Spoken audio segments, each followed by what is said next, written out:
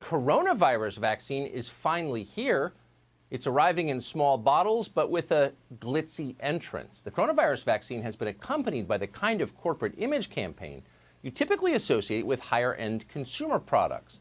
Imagine the rollout for a Hollywood blockbuster or the new iPhone. That's what it's like.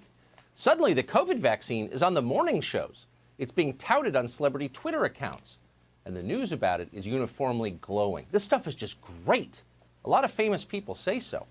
Just the other day, the guy who played Gandalf in the Lord of the Rings series got the vaccine. As on any media tour, the paparazzi were there for the dramatic moment when they stuck the needle in his arm. It's a very special day, the Gandalf actor told Reuters. I feel euphoric. I would have no hesitation in recommending it to anyone. I feel very lucky to have had the vaccination. In other words, tastes great, less filling. He is indeed a very lucky man. And you will feel lucky, too, when you finally get the vaccine. That's how a healthcare worker in Juneau, Alaska feels tonight. Lucky. She got the vaccine 2 days ago. The woman had no history of allergies, but within minutes she developed a severe anaphylactic reaction to it and then had trouble breathing. She wound up in the emergency room overnight. It was all a fantastic experience, according to the doctor who treated her.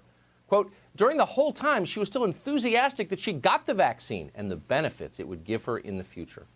What a cheerful patient she must be. We've got to assume she is in any case because we can't really know. The authorities didn't release her name. All we know is she's a highly satisfied customer. Yet another. Have a vaccine and a smile. Just do it. So how are the rest of us supposed to respond to a marketing campaign like this? Well, nervously. Even if you're strongly supportive of vaccines, and we are, even if you recognize how many millions of lives have been saved over the past 50 years by vaccines, and we do, it all seems a bit much. It feels false because it is. It's too slick. The Gandalf guy was euphoric because he got a shot. It wasn't heroin. It was the corona vaccine.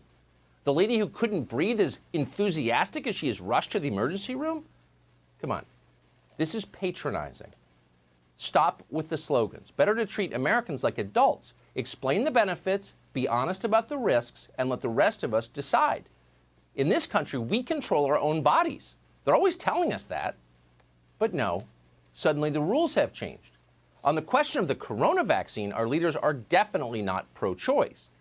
Their view is do what you're told and don't complain. No uncomfortable questions. Those aren't just suggestions, they're rules and Silicon Valley plans to enforce them. Twitter's announced a new policy to censor any unauthorized inquiry about the vaccine, or as the company put it, false or misleading narratives about COVID-19 vaccinations.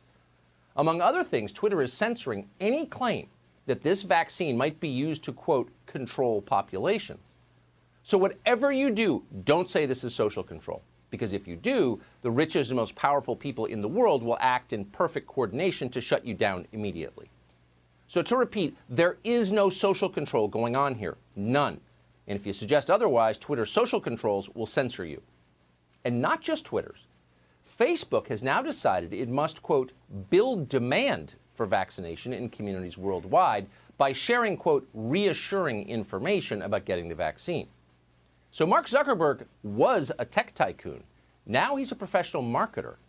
Mark Zuckerberg's job is to make you want this vaccine like a cold beer on a hot day. Ask for it by name wherever the better medicines are sold. Fortunately for Mark Zuckerberg, he gets to control the conversation about the product he's selling.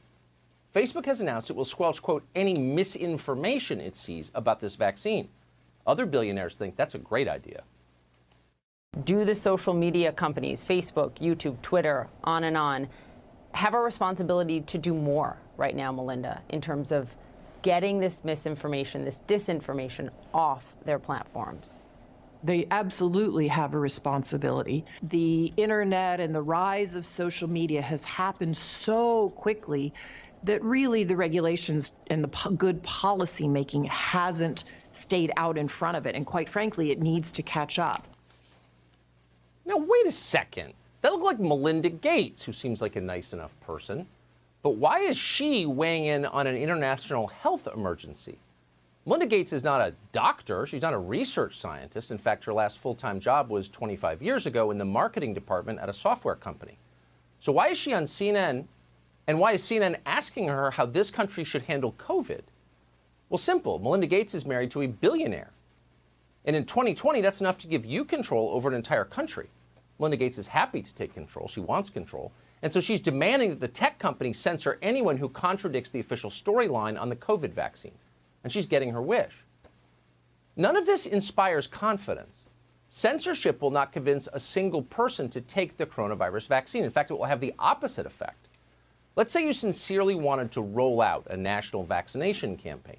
The first thing you would need after the vaccine itself is social trust.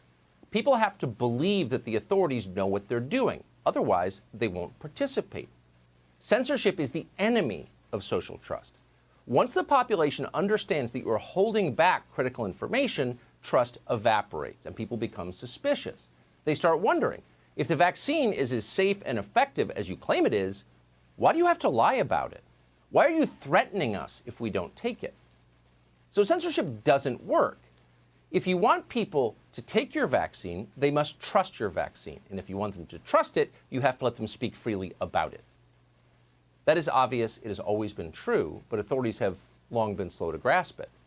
Smallpox was the first contagious disease controlled by a vaccine. Smallpox was a horrible disease, and for many hundreds of years, people were afraid of it. But they were also afraid of the vaccine. Like most vaccines, it could have significant side effects, including death. In the end, the smallpox vaccine turned out to be well worth it. It saved far more people than it hurt. But government officials couldn't be bothered to patiently explain that. So instead, they used force. Sound familiar? Several American states made the smallpox vaccine mandatory. In 1853, the British government did the same thing. The rules were simple. Take the vaccine and shut up. Well, a man called George Bamford was not on board. He refused. He didn't want his kids taking the smallpox vaccine, and he had good reason for that. The smallpox vaccine had already killed one of his other children. So it went to court, but the courts didn't care. They offered Bamford a choice, pay a steep fine or go to prison. So what was the effect of this? Everyone was watching. Inevitably, many people took George Bamford's side. In the United States and Great Britain, national anti-vaccination leagues formed. Tens of thousands of demonstrators took to the streets to protest. People like Frederick Douglass supported them. Eventually, the British government ended its forced vaccination policy. The lesson?